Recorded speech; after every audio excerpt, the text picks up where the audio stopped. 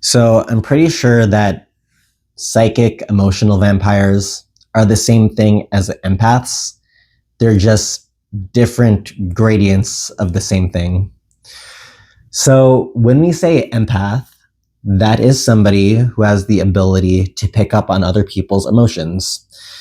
This can be done in secular ways through like reading facial expressions or body language or recognizing the tone in people. And it can be done in more spiritual, magical ways where perhaps you're able to see a person's aura, or you have other methods of being able to feel someone else's emotions. So there's also different degrees of intentionality regarding this. Like, I think that some people who are genuine, like it is their gift to be an empath, they can't control it directly. And so they have to develop a psychic barrier within themselves to not feel everyone else's emotions too strongly. And because otherwise they become a psychic sponge and they just absorb people's energy too readily. And that's partly why I'm really skeptic and worried when people immediately advertise themselves as being an empath. Genuinely, I do think that that'd be a really difficult gift to hold. And obviously I feel like there's like a lot of associations of empaths being good people. That's not always the case.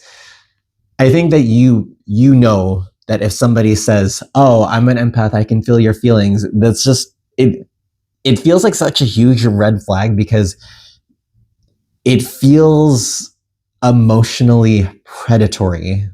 Like, of course you want to be seen as the empath, but like what's the motive? What's the goal in order like to advertise yourself as this? Because I feel like if you felt other people's emotions really strongly, that's not something that you would want to advertise so deeply unless you could do something with it, whether it's like predatory or not. Because not every empath is a good person, and not every vampire is actually a bad person. And that's where I think this sort of moral gray line, or that where this gradient comes in terms of seeing vampires and empaths as the same thing. Because functionally speaking, vampires also readily take in people's emotions.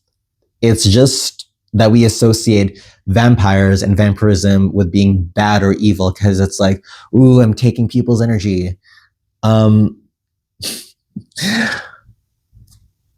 going to say that vampirism, yes, is usually negative, but it doesn't always have to be.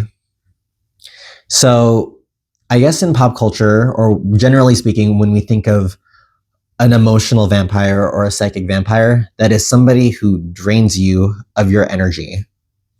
So a common example of this would be like somebody who intentionally aggravates you to get a rise out of you, or somebody who keeps rambling on and on and on without giving themselves a break so that they're constantly draining your attention. To me, vampires are able to absorb different things. So it's not just all energy. Usually they have one or two that they specialize in. As I mentioned before in these examples, sometimes they vampirize attention, just your ability to focus. Sometimes they vampirize a specific emotion that's negative, like perhaps anger, making you angry on purpose.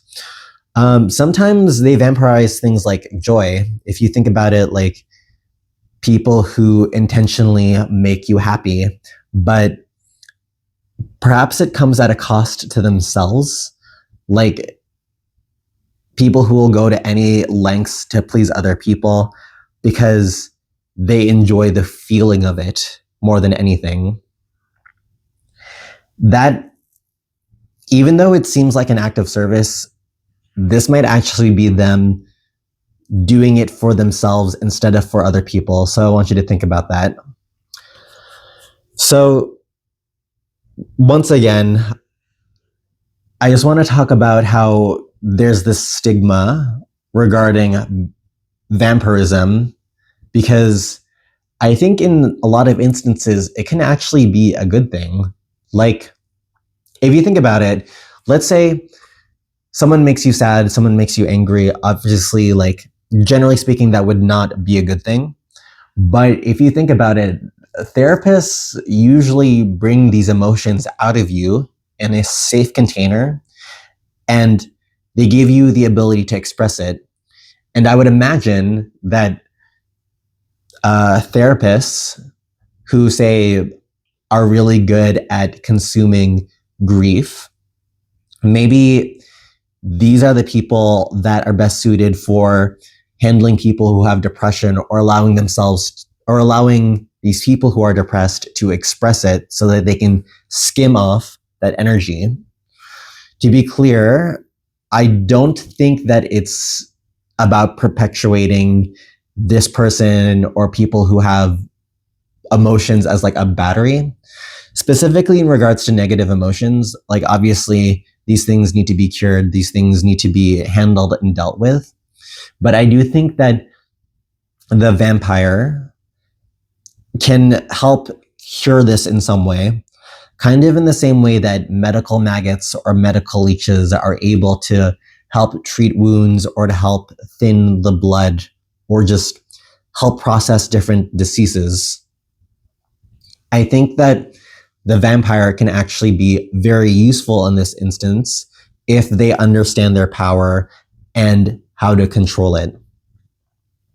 And once again, the vampire and the empath can be the same thing. Like, it's very easy for an emotional vampire who, say, like, feeds on sorrow, who feeds on the insecurity of other people, to disguise themselves or to claim being an empath and genuinely believe that they are an empath, and continue to perpetuate this state in the people that are depending on them, because it's easy to use them as an emotional battery.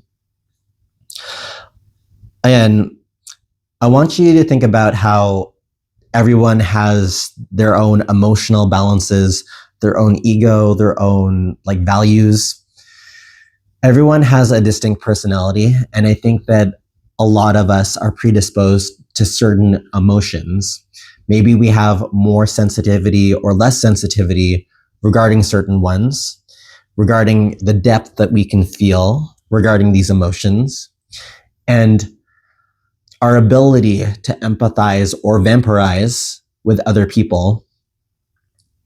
To me, empathy and vampirism seem to be the same thing, and it just all relates to energy work as it relates to other people. Specifically, I do think that emotions are very useful in terms of enacting change in the physical world. I see it as fuel, and I do see it as like the battery or a charge, especially in terms of ritual and ceremony, because I think the feeling you get from it can be very useful. Now, these are the 2 cents that I have regarding empathy and vampirism. I hope this all makes sense for you. I just wanted to open up this discussion and to do it all in one take. And honestly, to practice speaking up about my thoughts, because I want to articulate these things a bit more clearly, even though it's all improvised, even though I don't have a script. So until next time, take care. Bye-bye.